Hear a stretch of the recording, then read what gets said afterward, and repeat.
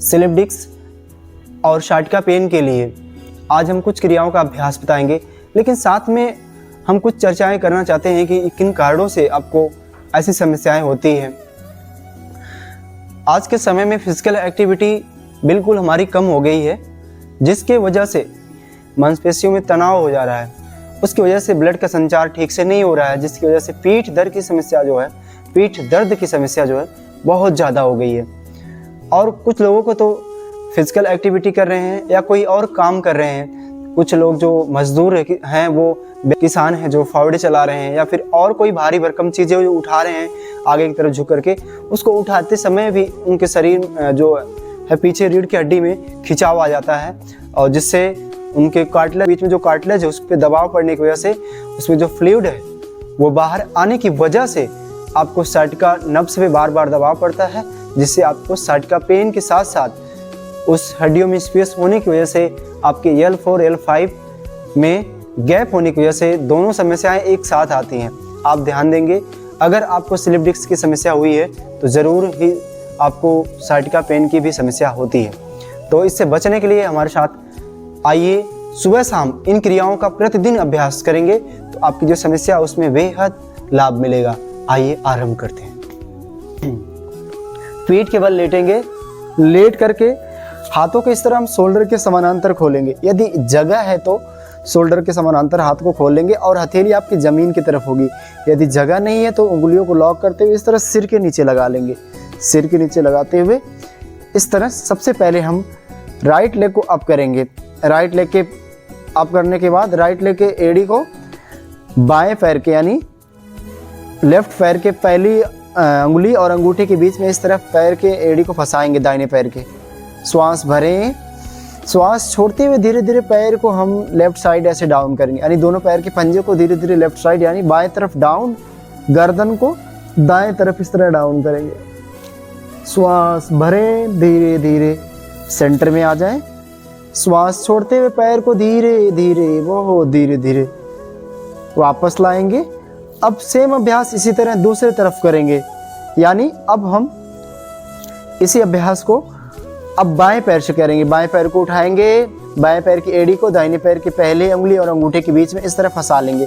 फंसाकर श्वास भरें, श्वास छोड़ते हुए धीरे धीरे पैर को अब हम दाएं तरफ यानी राइट तरफ डाउन, गर्दन लेफ्ट तरफ इस तरह। ध्यान रखेंगे इसमें पैर आपका बिल्कुल स्ट्रेट होना चाहिए, घुटने के पास से फोल्ड नहीं होना चाहिए, सीधा होना चाहिए। कमर के पास से ट्विस्टिंग होगी, जिस तरह कपड़े को निचोड़ते हैं उस तरह आपका कमर की जो हड्डी है ऐसे निचोड़ेगी। इसके बाद उंगलियों को यहीं पे रखें अपने सिर के नीचे, चेंज।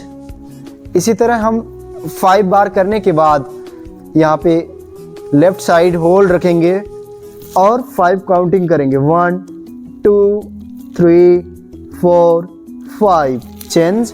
सेम अभ्यास दूसरी तरफ से इसी तरह करेंगे। 1 2 3 4 5, इनहेल अप सेंटर। अब दूसरी क्रिया दोस्तों, इस तरह हम दाहिने पैर को फोल्ड करें, पुनः घुटने के पास से फोल्ड करते हुए पैर के पंजे को अपने यानी दाहिने पैर के पंजे को बाएं पैर के घुटने में लगाएंगे। इस तरह लगाते हुए श्वास भरें, श्वास छोड़ते हुए धीरे धीरे पैर को लेफ्ट साइड, गर्दन को राइट साइड। 1 2 3 4 5, चेंज। सेम अभ्यास दूसरे तरफ इसी तरह। अब हम बाएं पैर को फोल्ड करें, बाएं पैर के पंजे को दाहिने पैर के घुटने में इस तरह टच कराएं। श्वास भरें, छोड़ते हुए धीरे धीरे पैर को अब राइट साइड तो गर्दन लेफ्ट साइड, होल्ड। 1 2 3 4 5, धीरे से वापस। इसी तरह 5-5 सेकंड तक या 5-5 की काउंटिंग तक होल्ड रखेंगे।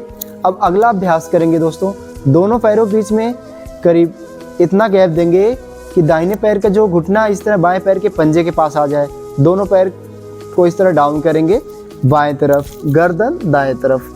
1 2 3 4 5, चेंज। सेम अभ्यास इसी तरह अब दूसरे तरफ करेंगे, यानी अब पैर को दोनों हम दाएं तरफ डाउन करेंगे, गर्दन को बाएं तरफ, बट बाएं पैर का जो घुटना है दाहिने पैर के पंजे के पास आएगा इस तरह। 1 2, गर्दन अपोजिट साइड, ध्यान रखेंगे। 3 4 5 चेंज। अब पैर के पंजे पंजे से मिला लें इस तरह, और घुटने को घुटने से मिला लेंगे। पंजे पंजे से मिले रहेंगे, घुटने घुटने से। श्वास भरें, श्वास छोड़ते हुए इस तरह पैर को धीरे धीरे लेफ्ट साइड, गर्दन राइट साइड। 1 2 3 4 5 चेंज। सेम अभ्यास दूसरी तरफ इसी तरह। 1 2 3 4 5 धीरे से वापस, श्वास